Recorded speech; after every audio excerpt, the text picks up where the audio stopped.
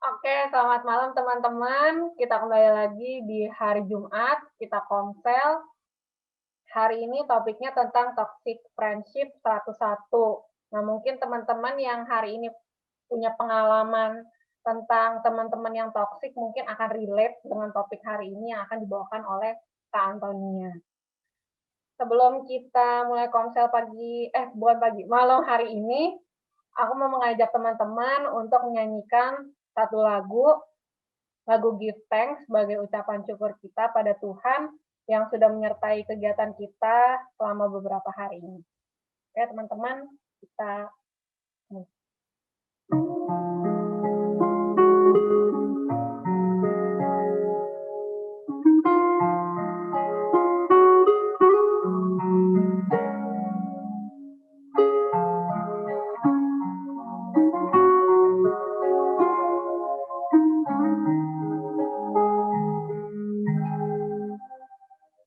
give thanks with a grateful heart.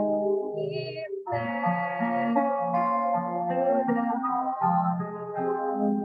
Give thanks because His Son, Jesus Christ. Give thanks.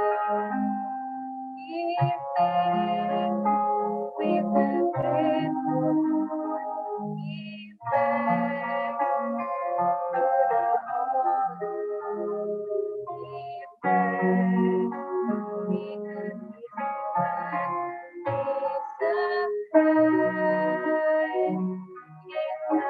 Christ,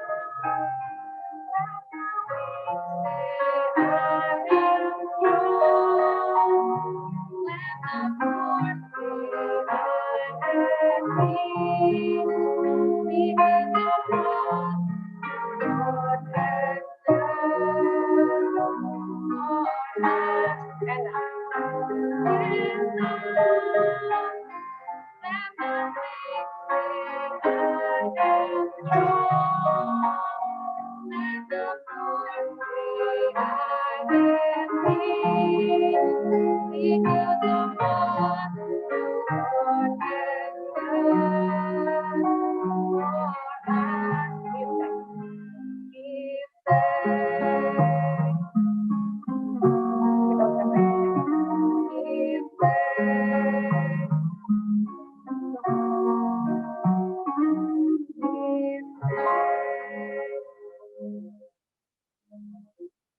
Aku mau mengajak teman-teman untuk satu dalam doa.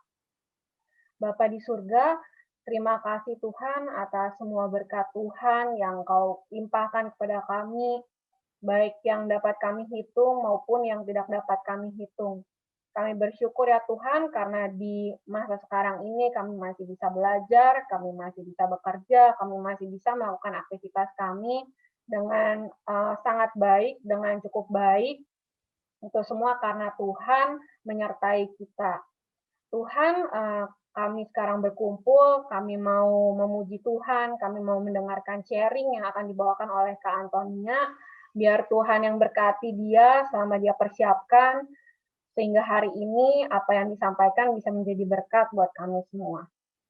Terima kasih Tuhan, dalam nama Tuhan Yesus kami berdoa dan mengucap syukur. Amin. Oke, teman-teman kembali menyapa teman-teman. Gimana kabarnya beberapa hari ini? Apakah baik atau ada yang mau diceritakan dulu sebelum kita lanjut ke pujian selanjutnya? Nggak ada yang mau diceritakan? Oke lah. Kita akan nyanyikan pujian kedua. Pujian kedua ini judulnya Yesus Besertaku. Nah, ini sebenarnya lagu sekolah minggu, cuma musiknya pas aja di aku gitu. Aku kan nggak bisa nyanyi yang terlalu tinggi ya. Nah, ini musiknya pas di aku. Dan ini juga mengingatkan aku kalau misalnya meskipun teman kita meninggalkan kita, teman kita udah jalan masing-masing, atau teman kita tuh nggak support kita jadi toksik, tapi kita harus bisa menjadi pahlawan buat diri kita sendiri. Dan kita punya Tuhan yang selalu beserta kita dimanapun dan kapanpun. Kita akan nyanyikan lagu ini.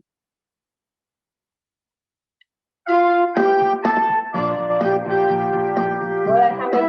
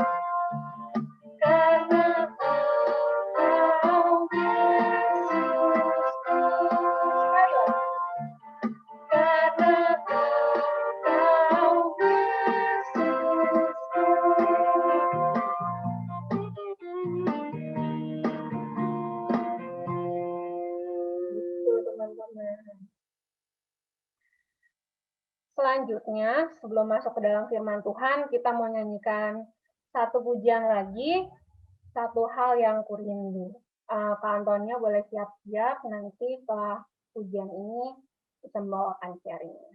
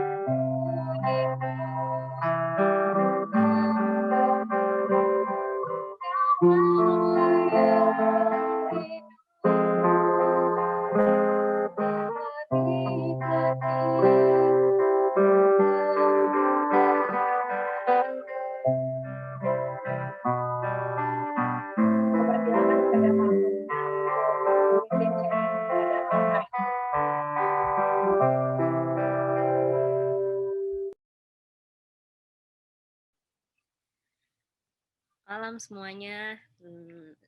Sebelum kita memulai Komsel hari ini, dan mendengarkan firman, kiranya kita akan berdoa. Mari bersatu di dalam doa.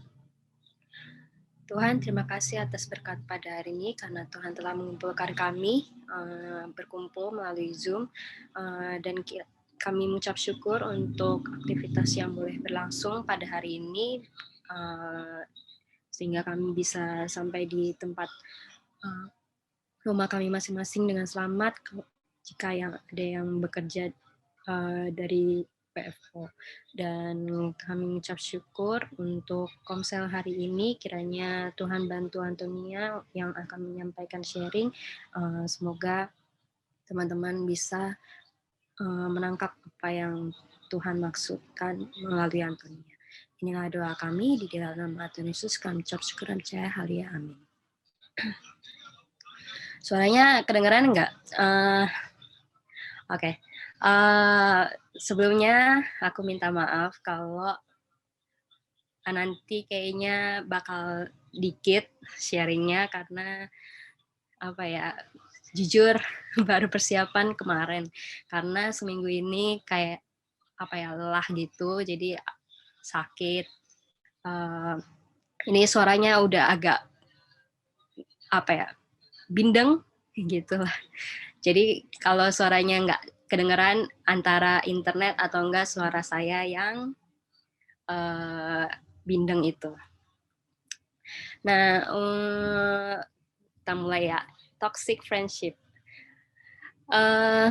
Awal pertamanya itu kan pada dasarnya manusia itu didesain sebagai makhluk sosial yang saling membutuhkan satu dengan yang lain. Dan ini ada di Nats Alkitab, yaitu dari Kejadian 2 ayat 18, yang bunyinya, tidak baik kalau manusia itu seorang diri saja. Ini tidak hanya dalam berpasangan secara lawan jenis. Ini artinya lebih luas, bisa temenan sama sesama jenis. Temenan ya. Terus ada juga yang bilang dari Pengkhotbah 4 ayat 9 sampai 10, berdua lebih baik daripada seorang diri, karena mereka menerima upah yang baik dalam jerih payah mereka. Karena kalau mereka jatuh, yang seorang mengangkat temannya, tetapi why orang yang jatuh yang tidak mempunyai orang lain untuk mengangkatnya. Why ini maksud artinya itu celakalah. Jadi maksudnya kalau ada yang jatuh, ada seorang teman yang akan mengangkat dia, maksudnya yang akan mendorong dia untuk nggak terjatuh gitu. Terus tapi kalau celakalah orang yang jatuh, celakalah orang yang jatuh yang tidak mempunyai teman untuk mengangkatnya.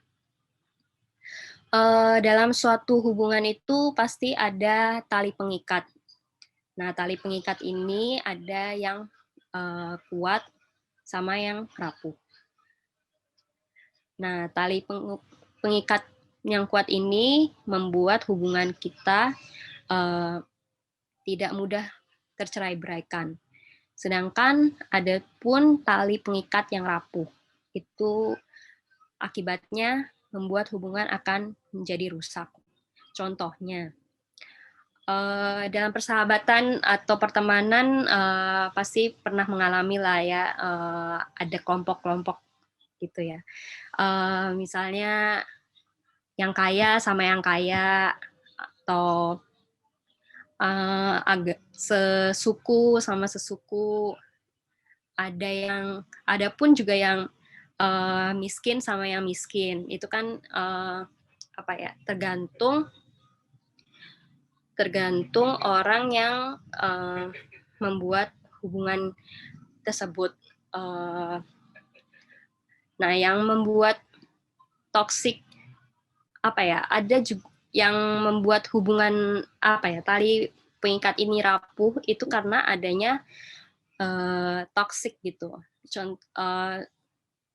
Dalam tema kali ini yang toxic friendship ini itu ada beberapa tanda, ya sign gitulah. Ini menurut femspace.id dari Instagram, yang bilang pertama, kamu itu tidak disupport.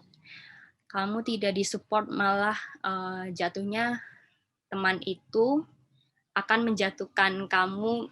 Misalnya kalau kalian ada sesuatu yang diusahakan gitu, temenmu yang toksik ini gak akan mendukung kamu sampai dia berhasil, atau enggak dia akan melakukan kecurangan gitulah, biar kamu gagal dalam suatu usaha yang kamu pengen capai. Terus yang kedua, ada merusak kepercayaan dan harga dirimu. Nah, teman yang toksik ini, misalnya selalu ngata-ngatain kamu jelek lah, apalah gitu. Itu kan ya misalnya kalau temen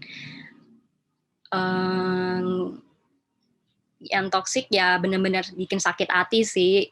Tapi kalau yang bercanda-bercanda kan itu berarti kan agak, kalau menurutku ya ini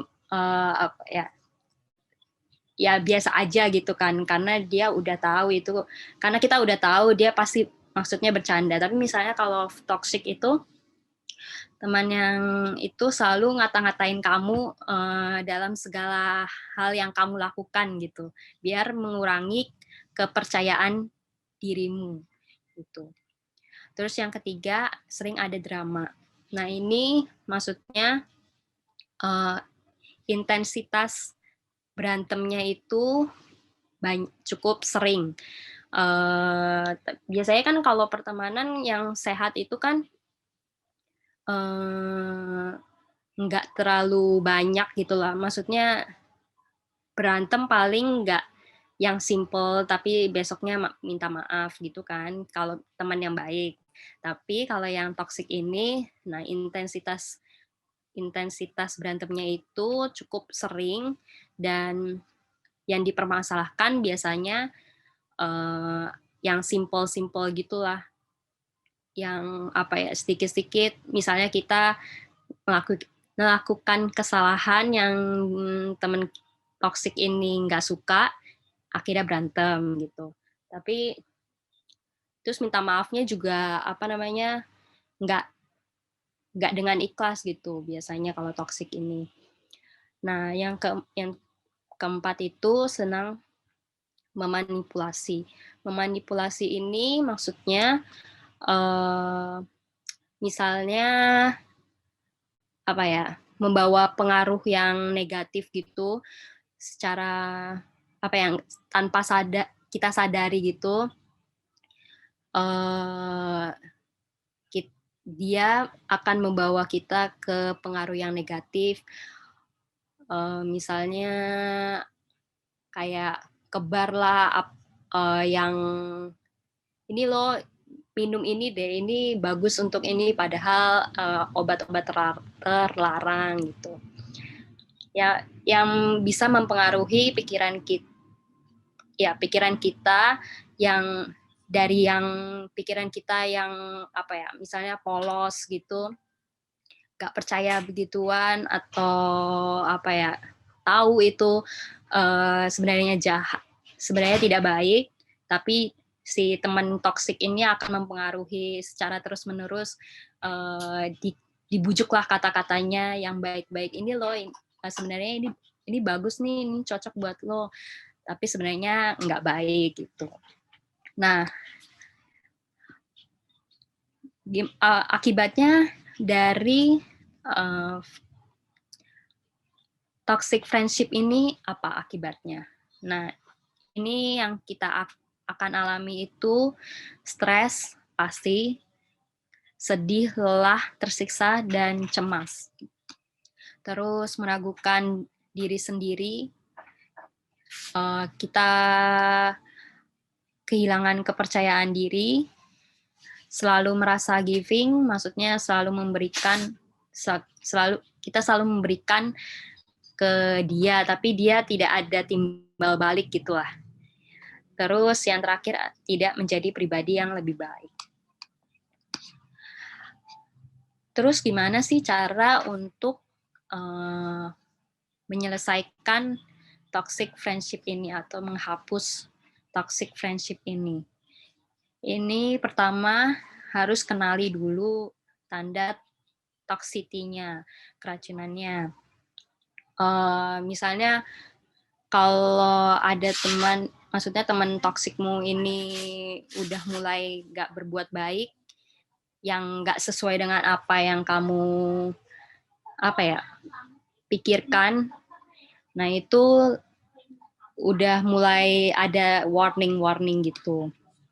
Terus yang kedua, tetap teguh dengan apa yang kamu percaya. Jangan sampai berlanjut gitu setelah kamu tahu toksitinya teman kamu ini, jangan terlalu berlarut dalam-dalam banget, harus tetap teguh dengan apa yang kamu percaya. Terus yang ketiga, buat batasan. Buat batasan ini batasan ini bisa mulai menghindari atau bisa nggak komunikasi lagi lah, biar dia tahu kalau kita tuh membuat batasan buat mereka dan pingin menjauhi hubungan yang toksik ini. Terus yang keempat, lindungi diri dengan pertemanan yang sehat. Ini kamu bisa ceritakan ke mungkin ada temanmu yang punya pengalaman yang pertemanan yang sehat, kamu bisa ceritakan ke dia, dan mungkin temanmu yang pertemanan yang sehat ini akan memberikan nasihat gitu untuk langsung menghindari toxic friendship ini biar tidak terlalu berlarut dalam. Karena kalau terlalu lama berlarut dalam toxic ini kan juga akan berbahaya buat kita. Tadi kan kita udah lihat dari akibatnya dari toxic friendship ini. Terus ada 5 tanda pertemanan menurut Kristen. Ini dari desiringgod.org. Yang pertama itu, true friends hasten our joy in God. Itu maksudnya teman yang baik itu akan menambah kebahagiaanmu dalam Tuhan. Bukan hanya hal duniawi aja. Terus yang kedua, true friends expose sin in us that keeps us from God. Tuh, teman yang baik akan menegur atau membuka dosa kita yang menjauhkan kita dari Tuhan. Terus yang ketiga, true friends encourage us to obey God. Teman yang baik akan mendorong kita untuk selalu taat pada Tuhan. Dan yang keempat, true friends bring us to God in our weakness. Ini artinya teman yang baik akan membawa kita kepada Tuhan dalam segala kelemahan kita. Kita percaya kalau kelemahan kita tidak Tuhan tuh abaikan gitu, dan akan menguatkan kita di dalam segala kelemahan yang kita punya. Yang kelima, terakhir, true friends love us for the glory of God. Teman yang baik mencintai kita itu untuk kemuliaan Tuhan saja. Dan apa sih tali pengikat yang kuat itu? tali pengikat yang kuat itu ya kasih gitu. Sebagai pengikat yang kuat dan benar bagi orang percaya, serta yang mempersatukan dan menyempurnakan. Walaupun misalnya kita punya teman toksik gitu ya, hubungan kita kan akan jelek gitu jadinya. Dan untuk memperbaiki itu perlu kasih dari Tuhan dan juga support dari orang-orang agar kita bisa terhindar dari hubungan yang rapuh itu. Ada pengingat juga dari beberapa ayat Alkitab. Yang pertama itu 1 Korintus 15 ayat 33. Janganlah kamu sesat, pergaulan yang buruk perusakan kebiasaan yang baik. Terus Amsal 13 ayat 20, siapa bergaul dengan orang bijak menjadi bijak, tetapi siapa berteman dengan orang bebal menjadi malang. Dan adapun bahasa untuk melihat kesetiaan seorang sahabat. Untuk melihat kesetiaan seorang sahabat, maka lihatlah pada saat kita sedang susah. Seperti yang tertulis dalam Amsal 17 ayat 17, seorang sahabat menaruh kasih setiap waktu dan menjadi seorang saudara dalam kesukaran.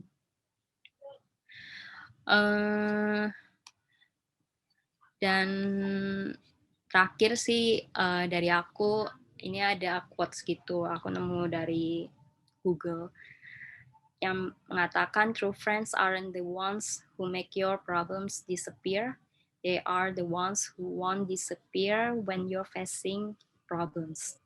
Artinya, teman yang baik bukan yang membuat masalah kamu akan menghilang, tetapi teman mereka yang tidak akan menghilang di saat kamu menghadapi masalah. Ini sih aku setuju sih.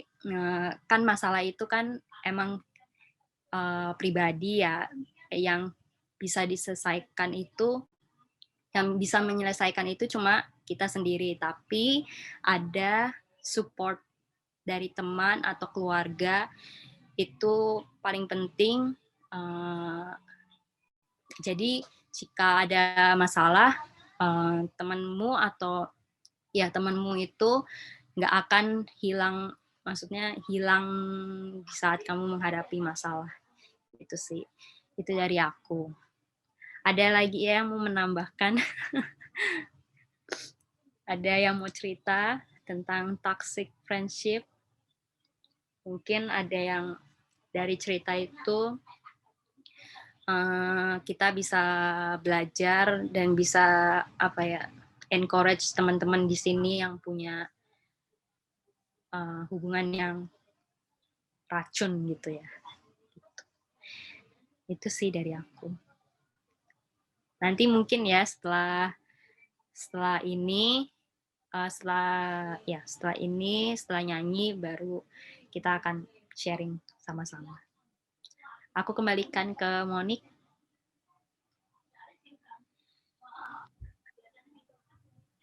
Oke, thank you Antonia untuk sharingnya. Dan sebenarnya aku nggak siapin lagu lagi sih buat setelah sharing ini, tapi kita tutup dalam doa dulu, baru nanti kita sharing-sharing lagi ya tentang pengalaman toxic friendship-nya. Oke, kita satu dalam doa. Bapa di surga, terima kasih Tuhan karena Engkau telah memberitakan firman-Mu melalui teman kami, Antonia, tentang toxic friendship ini. Kami sadar ya Tuhan, kalau di sekeliling kami, kadang-kadang teman kami tuh tidak bisa mendukung, tidak bisa menunjukkan kasih, atau bahkan mereka tuh pengennya kami tuh nggak berhasil, tapi kami percaya ya Tuhan, di sisi lain Tuhan juga menyediakan teman-teman yang tentunya bisa menjadi penyemangat buat kami, yang bisa mendukung kami, dan bisa menghibur kami di kala kami lagi susah. Kami juga bersyukur ya Tuhan, karena selain ada keluarga, ada teman-teman, juga kami menyadari kalau ya yang selama ini ada buat kami, Tuhan. Kalau kami lagi sedih, kami lagi susah, kami lagi nggak tahu harus bagaimana, yang selalu ada buat kami ya memang Engkau saja. Ajarkan kami ya Tuhan untuk selalu ingat Tuhan dalam apa yang kami lakukan, keputusan yang kami pilih.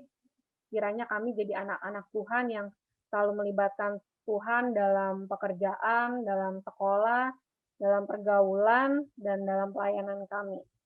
Dalam nama Tuhan Yesus kami berdoa dan mengucap syukur. Amin.